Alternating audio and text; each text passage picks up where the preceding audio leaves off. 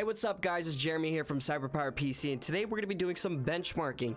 We're going to be testing the difference between the i9-9900K versus the Ryzen 7 2700X. But before we go ahead and get into the benchmarks, we're going to go ahead and talk a little bit about the systems.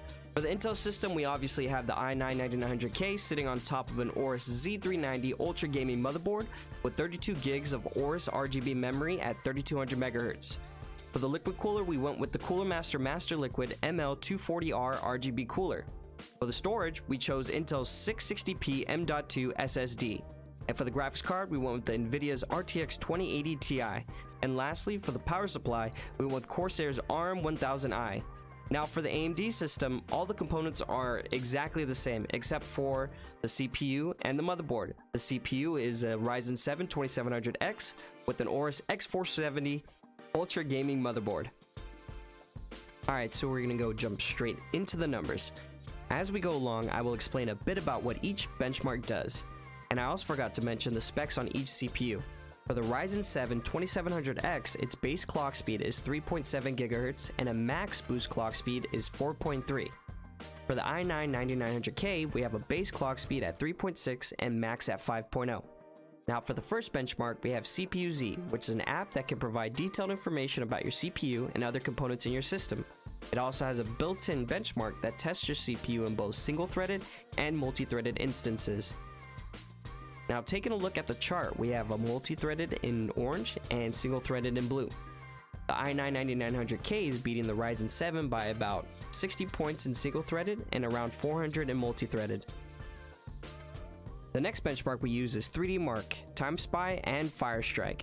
3D Mark is a benchmarking tool created to test the PC's 3D graphic rendering and CPU workload capabilities.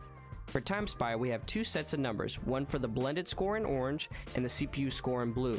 As you can see, the blended score is neck and neck, only about 44 points in difference, but the CPU score is a whopping 3K plus in points. The reason the blended score is so close is because the GPUs are similar, but it primarily tests the GPUs, but that just goes to show why you need consistency in your benchmarking builds. In Firestrike, it scores on physics and graphics, as well as giving an overall score. For the Intel CPU, it scored 400 points higher in graphics, a little over 4,000 in physics, and for the overall score, it went over 5,000 on the AMD CPU. Geek Bench is a benchmark that is similar to PC Mark, where it simulates real-world scenarios but splits the scoring into multi-core and single-core. In orange, we have multi-core and single-core in blue. For single-core, the Ryzen 7 is almost keeping up with the i9, only being beat out by 1,600 points. For the multi-core score, the Ryzen 7 is clearly getting beat out by the i9. Now it's time to put them to the test in gaming. We used two pretty demanding games, and those games are Assassin's Creed Odyssey and Shadow of the Tomb Raider, testing in both 1080p and 1440p.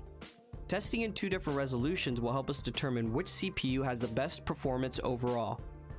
First, we have Assassin's Creed, and you can see the max FPS value in orange and minimum FPS value in blue. In 1080p, the Ryzen 7 is right on the tail of the i9, only being beat by a few FPS. The same seems to be true in 1440p. The Ryzen 7 gave more consistent frames, only fluctuating between 56 to 86 FPS, but the Intel CPU did provide us with higher FPS for some pretty smooth gameplay. In Shadow of the Tomb Raider, in both 1080p and 1440p, the i9 is still taking the lead in higher FPS performance, beating the Ryzen 7, but still giving us a pretty huge gap between the max FPS and minimum FPS.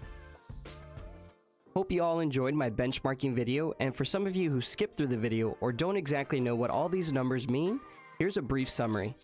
In the benchmarks and games we use, Intel's i9-9900K performed 12 to 20% better over AMD's Ryzen 7 2700X. So if you're in the market for a new processor and want the best in gaming and everyday workloads, purchase Intel's i9-9900K. And that's going to be it for this video. Make sure to follow us on all social media for more updates on products, deals, and even giveaways. Thank you for watching, hope you enjoyed this video, and we'll see you all next time.